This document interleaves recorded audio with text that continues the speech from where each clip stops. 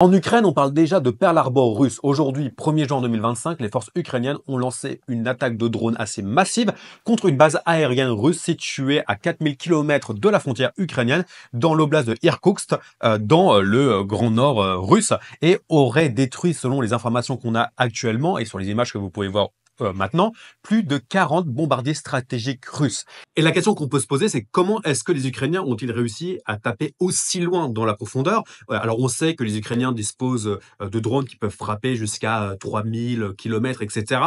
Mais de là à frapper jusque l'oblast de Irkoutsk, qui est quand même relativement loin, comme vous l'avez vu sur la carte, eh ben, on a eu la réponse il y a même pas quelques minutes, quelques dizaines de minutes. C'est en fait les Ukrainiens qui ont conduit des camions chargés de drones FPV qu'ils ont mis à côté de la base. Et comme vous pouvez le voir sur la vidéo, après, les petits drones FPV sont sortis du camion et ont commencé à frapper sur la base aérienne. Et c'est encore une preuve que les Ukrainiens font face à énormément d'imagination sur le champ de bataille, aussi bien sur le champ de bataille ligne 0, ligne 1, mais aussi dans la profondeur. Et dans cette vidéo, on va s'intéresser à savoir pourquoi est-ce que c'est une attaque historique et qu'est-ce que ça veut dire aussi du futur de la guerre. Mais avant de commencer, je m'appelle Joseph Roche, je suis correspondant en Ukraine et sur cette chaîne, je parle de politique et de géopolitique, mais aussi de mon travail en Ukraine. J'ai aussi un lien Substack dans lequel je partage mes reportages, donc si ça vous intéresse, je vous invite à vous abonner bien sûr à YouTube, mettre des likes, mettre des commentaires, et aussi si ça vous intéresse de lire mes articles, de vous abonner à ma newsletter Substack, qui est dans le lien dans la bio.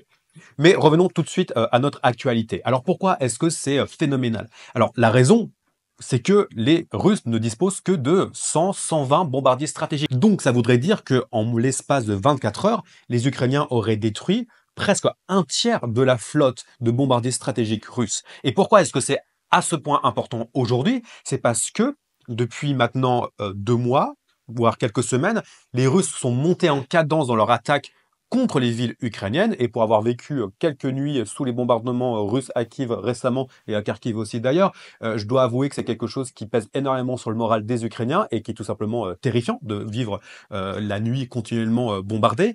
Et du coup, ce qu'a fait les forces armées ukrainiennes, c'était vraiment de taper à la source la menace russe. Parce que l'Ukraine fait face actuellement à un problème assez crucial, c'est qu'elle a de moins en moins de systèmes de défense antiaériens, notamment les systèmes de défense patriotes qui peuvent arrêter certains types de missiles que d'autres systèmes de défense antiaériens du type Mamba Santé ne peuvent pas arrêter.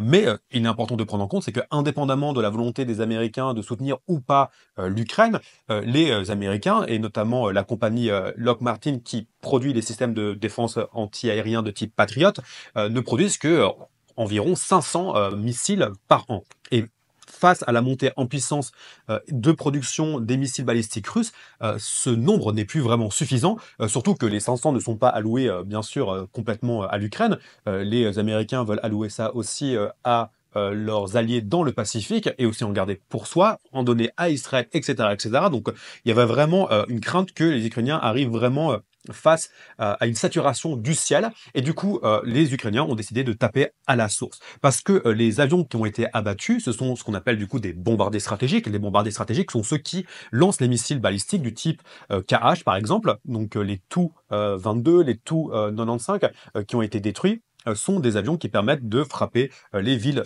ukrainiennes avec des missiles balistiques. Il y a aussi un A-50 qui a été détruit. Et pour vous donner un peu une ordre d'idée, c'est que l'A-50 fournit pas mal de fonctions essentielles à la guerre en Ukraine, comme la détection de systèmes de défense aérienne, des missiles guidés et la coordination des cibles pour les avions de chasse russes. Et aussi, ce qui se passe, c'est que les Russes disposent d'un stock assez limité de A-50. Ils en ont 9, ils en ont 6 qui ont été modernisés, 3 qui sont un peu vieux, mais surtout les Russes en ont perdu 2 en 2024 et là ils viennent d'en perdre un autre en 2025 et ça se trouve peut-être plusieurs autres dans l'année à venir, et ce sont des avions qui sont quand même très importants pour justement faire du renseignement, notamment pour la guerre aérienne, mais aussi tout simplement pour la coordination des troupes sur terre. Et c'est quelque chose qui est assez dramatique pour les Russes parce que indépendamment du coût que ça représente, un Tu-95 par exemple coûte plusieurs centaines de millions d'euros. Par exemple, un A-50 coûte autour de 330 millions à produire, et indépendamment du fait qu'ils sont très chers à produire, ils prennent du temps à produire. Donc, on se retrouve avec une armée de l'air russe amputée de sa flotte de bombardiers stratégiques, parce qu'il est important de prendre en compte que même si on parle seulement d'un tiers de la flotte russe, ils peuvent pas forcément utiliser tous les avions en même temps. Il y a des avions qui sont en maintenance, des avions qui sont en rénovation, etc. Donc c'est des tournants. Donc dans les faits, on peut même penser que l'armée russe a été amputée de la moitié de ses bombardiers stratégiques et ça représente vraiment un coût aussi bien symbolique pour les Russes et aussi bien sûr un coût tactique et stratégique très important parce que ça veut dire que dans le long terme, ça va être difficile de continuer à faire des frappes dans la profondeur et surtout, il va y avoir moins de frappes. Par conséquent, moins de frappes, moins de saturation, plus de possibilités pour les Ukrainiens de maintenir une défense de leur ville sur le long terme. Après, il est important de prendre en compte que ça règle pas forcément la question aussi des bombes planantes, étant donné que les bombes planantes, en général, sont plus tirées par des Sukhoi.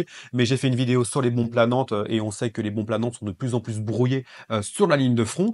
Mais voilà, les Tu-95, les Tu-22 ont plus tendance à tirer des KH. Donc c'est une très bonne nouvelle pour l'Ukraine. Ça va mettre un coup très important à la Russie, qui plus est, alors qu'elle est en pleine offensive, parce qu'il est important de prendre en compte que aussi ces avions et bombardiers stratégiques sont utilisés pas simplement que pour terroriser les villes ukrainiennes. Alors il y a une partie quand même non négligeable de leurs forces de frappe et de manœuvre qui sont utilisées contre les villes ukrainiennes et pour terroriser les villes ukrainiennes, mais ces avions sont bien sûr aussi utilisés pour mener des missions contre des entrepôts stratégiques, contre des aérodromes ukrainiens, contre des bases militaires, notamment une base militaire qui a été frappée aujourd'hui. On n'a pas encore énormément de détails, mais on sait qu'il y a eu pas mal de morts du côté ukrainien. Donc c'est une victoire aussi bien symbolique, stratégique et tactique pour les Ukrainiens.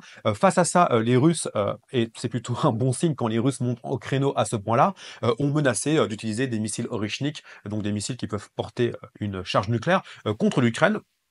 Quand les Russes montent au créneau pour dire qu'ils vont utiliser la bombe nucléaire, c'est en général bon signe parce que ça veut dire que ça va vraiment taper là où ça fait mal. Donc voilà, c'est tout ce qu'on a pour l'instant. Je ferai une vidéo prochainement pour un peu faire une évolution de ce qui s'est passé parce que pour l'instant, voilà, on parle à chaud. Si ça se trouve, plus de bombardiers stratégiques ont été détruits, touchés. Peut-être qu'il y a aussi des Sukhoi qui ont été détruits, donc c'est difficile d'avoir toutes les informations. Mais j'avais envie de quand même faire cette vidéo à chaud pour parler d'un sujet quand même qui est quand même. Je suis correspondant en Ukraine depuis 3 ans et j'avoue que c'est la première fois que je vois une attaque d'une telle ampleur. Voilà, donc c'était pour moi important d'en parler. Si la vidéo vous a plu, je vous invite à vous abonner, mettre des likes, laisser des commentaires et bien sûr vous abonner à ma page Substacks où je vais partager mes commentaires, mes ressentis, mais aussi mes reportages. C'est quelque chose qui est un peu plus personnel, beaucoup moins analytique, beaucoup plus dans une vibe journalisme littéraire, un peu sur le modèle Kapuscinski et Joseph Kessel. Mais voilà, sur ce, je vous souhaite une bonne journée et on se retrouve bientôt pour une prochaine vidéo.